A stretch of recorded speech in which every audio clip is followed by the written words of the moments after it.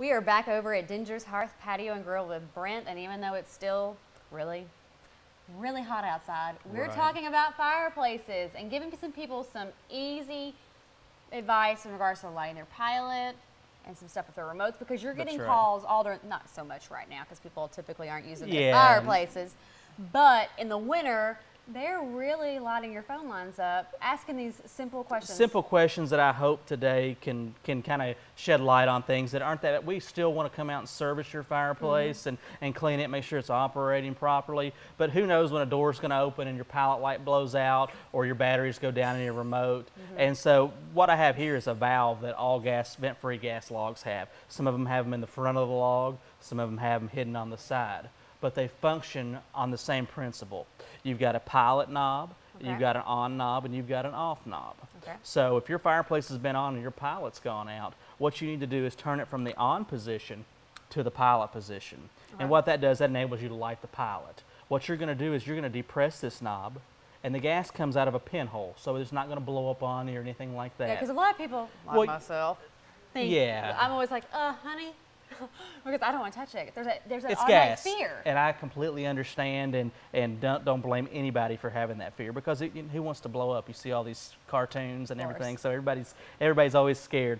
So you're going to depress the knob, and by depressing the knob, what that does is that opens the valve. So you're allowing gas to come through the pilot, and while you're doing that, you're hitting your striker. And what that's doing is just sending a spark to your pilot to light. So sometimes if it's been off for a while, you've got to hold this thing in for 30 seconds, but while you're doing it, you're hitting your striker. Your pilot will light then. Upon lighting, you leave this held in with your thumb for 30 seconds. You release it, your pilot stays lit, then you turn it to the on position.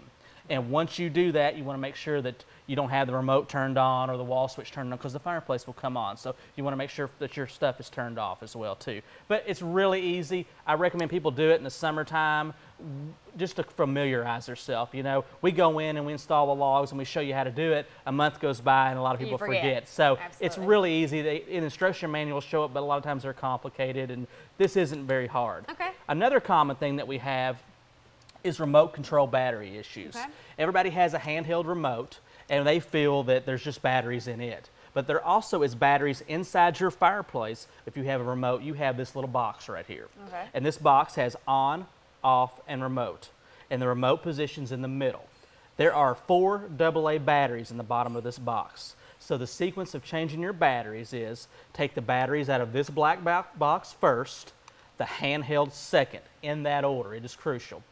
Put the new batteries in this receiver box, the batteries in the handheld remote, make sure it's in the remote position, and then you're up and running again. If your batteries ever fail or it just doesn't read each other, you can always take this black box and turn it to on whether you have batteries or not, and that causes your fireplace to turn on or off. All right, but if you do it out of order, if you do the remote first and then that, it doesn't work. The box first, receiver box first, handheld second in that order. But that's hopefully something will shed light on for people, and then keep us from having to walk you through it, which we don't mind doing that, but it gets your fireplace going even quicker. So absolutely. I know these videos are going to be available on your website as well as Facebook, so people, if they forget, even after doing it once or twice, they can always go there. Please do it and join us on Facebook and like us, and we would love to share all of our upcoming videos with you. All right, how can they get a hold of you? We're easy to find. We're 2.5 miles on past Man of War, on Nicholasville Road behind Kohl's and Sam's Club. Or they can visit you at dengers.com.